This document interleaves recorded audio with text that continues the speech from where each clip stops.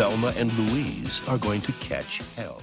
You've played many strong, iconic, some would say, female characters throughout your career, most notably in Thelma and Louise. And these characters have had a huge reaction, a very positive reaction from fans and audiences around the world. Did that ever surprise you? You know, I was not at all prepared for the reaction to Thelma and Louise. None of us, nobody working on the movie had any idea that it would strike a nerve the way it did. I mean, we thought, oh, it's great that it has two really good female characters, but nothing else. And the big reaction, not only positive, but really negative also. Like, oh my God, they've ruined the world because now women have guns. And it was very, very shocking.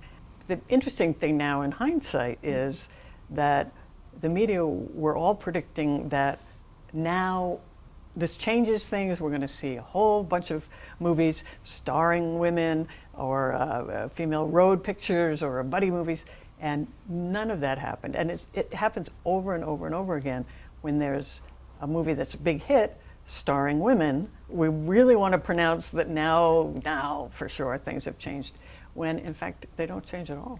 You've talked about how motherhood changed your perspective a lot on how girls and women are represented in entertainment and in cinema and in television, and it prompted you to launch your institute. Tell us about that evolution. Well, I didn't intend to start an institute and take it this far, but when my daughter was a toddler, I started watching little kids shows and things with her, G-rated videos.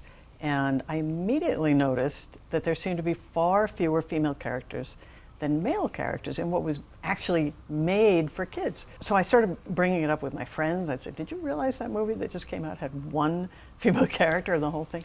And none of them had noticed until I pointed it out. When I talked with people in my industry, happened to be in a meeting, I'd say, hey, have you ever noticed how few female characters are in G-rated movies? And every single person said, oh, no, that's been fixed. And that made me realize nobody else seems to be noticing what I think I'm noticing.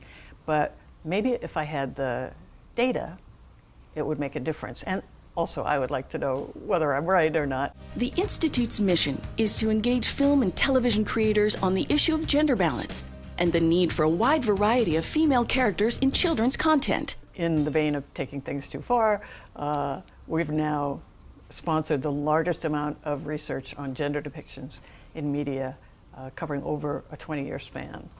And it's been very enlightening. What do you think motivates the lack of positive role models for young girls and the like in media? What do you think is perpetuating this? Is it sexism or is it something else? You know, I don't think it's sexism because what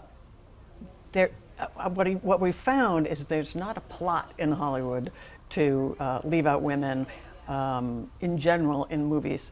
It's more that it's been traditionally mostly male characters. Since 1946, in fact, the ratio of male to female characters has been exactly the same. And it's what we're raised on. If from a little kid, if all you see is this big imbalance, it looks normal, so that it's completely unconscious when you're an adult, that you just don't notice. Until they had the numbers, nobody in my industry was noticing. In fact, they thought they had personally fixed the problem of gender imbalance. What's been the reaction when you've taken this research, the numbers that say there is a gender imbalance, you've taken it to studios, directors, and the like. What's their reaction?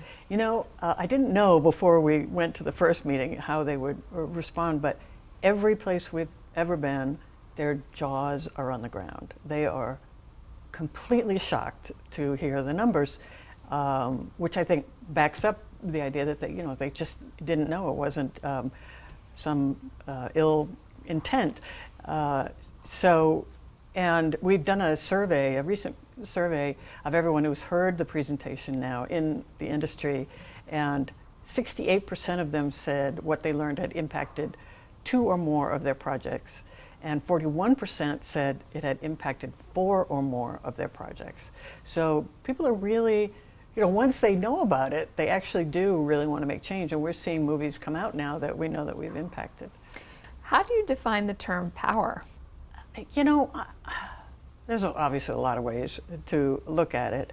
I'm most interested in power over oneself, that you get to decide what happens to you. You get to be in charge of your own fate, which I think is what was so ultimately so inspiring about Thelma and Louise, was we didn't ever cede control of our lives to anyone else. And that's a very empowering message, that you can retain control of what happens to you. And I like that.